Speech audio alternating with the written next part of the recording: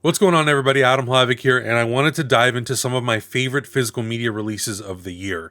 On a technical level, these might not be the best releases of the year, but these are releases that kind of surprised me and not necessarily came out of nowhere, but I don't think that they were on my most anticipated lists of the year. Some of them I was really looking forward to, and some of them, when I got them, kind of surprised me with just how good they are. As you can see, I've got a pretty extensive collection, and I don't think I'm the most knowledgeable on 4K media and Blu-ray releases and all the technical elements that go into making a good disc. However, I feel like I have pretty good taste. At number 10, but truthfully in no particular order, is The Newsroom, the Complete Series. This is the Emmy Award-winning show starring Jeff Daniels from creator Aaron Sorkin.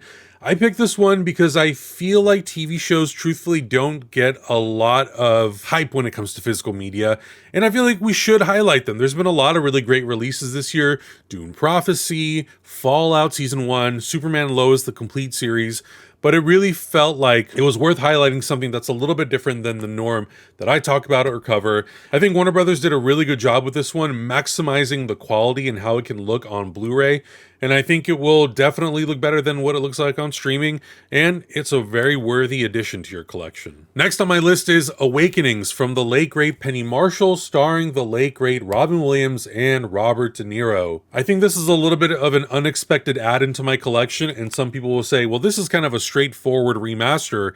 What makes it so special?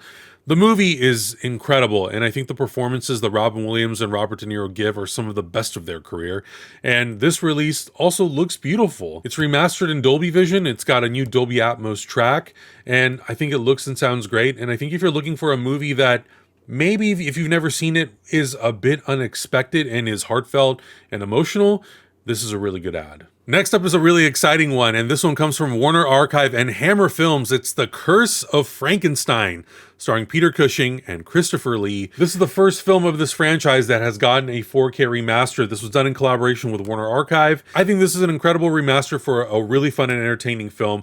This also comes with 3 versions of the movie, so it's got 3 discs total. 2 are in 4K and 1 is a Blu-ray. On the 4K discs, the movie comes in the original 1:3:7 Academy ratio, 1:6:6 European widescreen, and 1:8:5 American widescreen. In my opinion, I think the original Academy ratio is the go-to because the moment the movie starts, the movie looks like it's meant to be framed for that ratio. There are some great special features on this as well, and it comes with the original mono soundtrack plus a new 5.1 mix for anyone who wants something a little bit newer.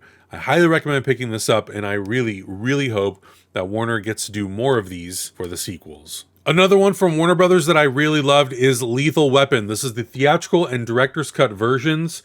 I think Warner's has put out some of the best discs of the year, truthfully, whether that's through them directly or with some of their partners like Arrow and Warner Archive. I love Lethal Weapon. It's probably one of my favorite films of the 80s, and to see this remaster and to see this done from such a high quality scan, I believe it was done from an 8K scan and mastered it to 4K. It's got a new Dolby Atmos soundtrack. My only gripe is that I wish that would have come with Dolby Vision, but I still think the HDR10 looks really good, and I think that this is the best that this movie has looked, and now I'm just waiting for the sequels. I feel sorry for anyone who picked up this movie for hundreds and hundreds of dollars on Blu-ray because Shin Godzilla is now available on 4K, and I did end up picking up the Steelbook, but as soon as I found out that this version was available, I went with this instead. This also includes the orthochromatic version of Shin Godzilla, which is the black and white version, so this is an incredible 4-disc set as opposed to the 3-disc set that's available on the Steelbook. Just to give you a peek at what it looks like on the inside, I don't even think I have a lens wide enough to really show off how incredible this set is. So if you want to be a completionist and get something that really has every possible version of this movie, I think that this is the set to get. Now, these next few might show off a bias towards Warner Brothers, but like I said earlier, their work with Warner Archive and Arrow and just what they're putting out themselves is truly great. That includes their new releases like F1. I didn't necessarily have intentions on seeing this film, and I didn't think it was necessarily going to be a priority movie for me, but my God, this movie on IMAX was incredible, and I think the work that they did putting this onto the 4K Blu-ray is also exceptional. It comes with Dolby Vision, it comes with Dolby Atmos. I just wish that it had the IMAX version on here, but nevertheless, this physical release is really good. Incredible sound, incredible picture. It really does a justice to the cinematography of this movie. Keeping on the trend of new releases, I have to talk about one of my favorite films of the year, Sinners.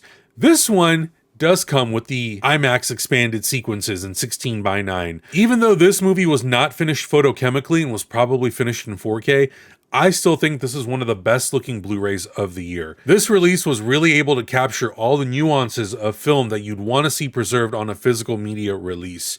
I think it's really good. I think it looks incredible. And I think it's one of the best movies of the year easily. I'm really bummed I wasn't able to get this one in Steelbook edition. It was probably one of the hardest releases to get, but I still love my 7-movie collection of A Nightmare on Elm Street. Warner Brothers did really great work working with as many of the filmmakers and cinematographers as they could to remaster these to the best possible quality. I really love this one, and I love the first one too, and I think that they did a really nice job restoring all these. I would say my one gripe with most of these releases this year is I wish all of them came with Dolby Vision. Most of these don't, but they do come with Dolby Atmos, and I do think the audio mixes are really, really good. And I also think the special features on this set are really good as well. And if you happen to snag the Steelbook set, I'm very jealous of you. That's the one that I would love to own, but I am not upset at all that I got this really nice, also pretty thin release from Warner's. As soon as this one was announced, it quickly became one of my most anticipated releases of the year, and thankfully it didn't disappoint. From Arrow Video and New Line Cinema / Warner Brothers, we've got The Mask. This is one of the best looking 4K Blu-rays in my collection easily, and it just exemplifies what you can do with a 4K remaster when you've got a really good company behind the release. Arrow has been impressing me so much over the last few years, and this title is no exception. They did a beautiful job remastering this. This one comes with Dolby Vision. This one comes with HDR. It also comes with Dolby Atmos and the DTS HDMA 5.1 surround. But more importantly, this thing is packed with special features. I love that it has archival special features plus tons of new interviews, tons of new looks as to how they made this movie.